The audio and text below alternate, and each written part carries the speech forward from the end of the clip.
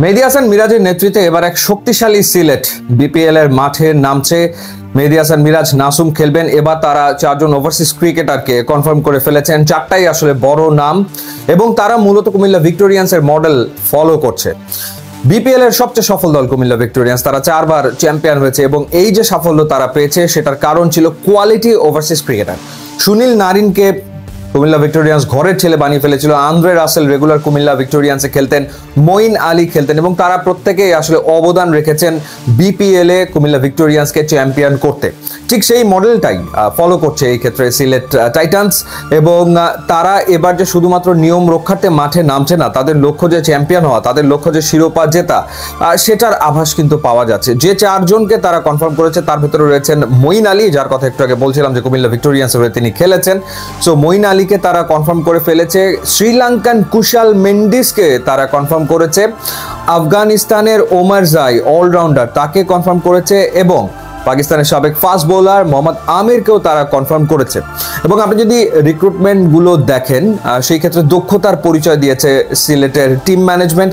তাদের কোচিং প্যানেলও চূড়ান্ত হয়ে গেছে, যেখানে সোহেল ইসলাম তিনি প্রধান কোচ হিসেবে থাকবেন, ইমরুল কায়েস ব্যাটিং কোচ হিসেবে দায়িত্ব পালন করবেন, সৈয়দ রাসেল বোলিং কোচ হিসেবে দায়িত্ব পালন করবেন।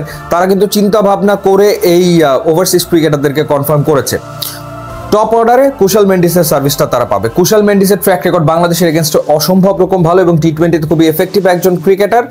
সুতরাং তিনি যদি ফুল সিজন বা হাফ সিজন খেলেন, সেই ক্ষেত্রে বেশ কিছু দারুণ ইনিংস তার উপহার দেওয়া সম্ভব। এরপর তারা মঈন আলীকে নিয়েছে। মিডল অর্ডারে মঈন আলীর ব্যাটিং খুবই এফেক্টিভ, পাশাপাশি তার স্পিন বাংলাদেশের কন্ডিশনে তো ভয়ঙ্কর রকমের আসলে কার্যকর হয়ে ওঠে, তার প্রমাণ আমরা এর আগে তো দেখেছি। ওমর জাই রিসেন্টলি সুপার ফর্মে রয়েছেন, হয় তিনি ব্যাটিংয়ে কন্ট্রিবিউট করেন অথবা তিনি বোলিংয়ে কন্ট্রিবিউট করেন। সবশেষ বাংলাদেশের বিপক্ষে যখন আফগানিস্তান খেলেছে এই যে টি-20 সিরিজটা, সেখানে আমরা দেখেছি যে ওমর জাইয়ের পারফরমেন্স কেমন ছিল। মোহাম্মদ আমির তিনি লিড করবেন সিলেটের পেস বোলিং ডিপার্টমেন্ট। সুতরাং টপ অর্ডারে একজনকে রাখছে, মিডল অর্ডারে 2 জনকে রাখছে এবং একজন ফাস্ট বোলারকে তারা রাখছে, যারা প্রত্যেকেই আসলে একটা টি-20 ম্যাচের সিনারিওটা যে কোনো মুহূর্তে পাল্টে দিতে পারেন। বোলিং ডিপার্টমেন্টের দিকে তাকালে আপনি দেখেন যে মঈন আলী তো রয়েছে, সাথে মেহেদী হাসান মিরাজ এবং নাসুম আহমেদ, অর্থাৎ স্পিন ডিপার্টমেন্টটা কিন্তু প্যাকড, খুবই শক্তিশালী, কোনো সন্দেহ নাই। আর ব্যাটিংয়ের ক্ষেত্রে বলছিলাম যে মিডল অর্ডার ওমর জাই এবং মঈন আলী তারা খুবই খুবই খুবই কার্যকর ইনিংস খেলতে সক্ষম, পারদর্শী।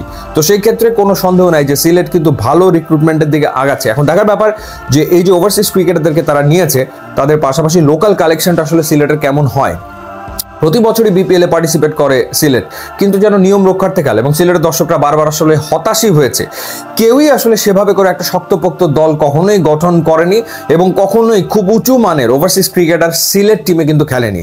নতুন যে ফ্র্যাঞ্চাইজি ওনার সিলেটের, তারা কিন্তু সেই দিকটার প্রতি নজর দিয়েছেন এবং তারা কিন্তু এই নামি দামি ওভারসিজ ক্রিকেটারদেরকে দলে আনার চেষ্টাটা করছেন। সাধুবাদ তাদেরকে দিতেই হয় এবং একটা শক্তিশালী সিলেট যে বিপিএল এ খেলতে যাচ্ছে সেটা কিন্তু মোটামুটি বলে দেওয়া যায়।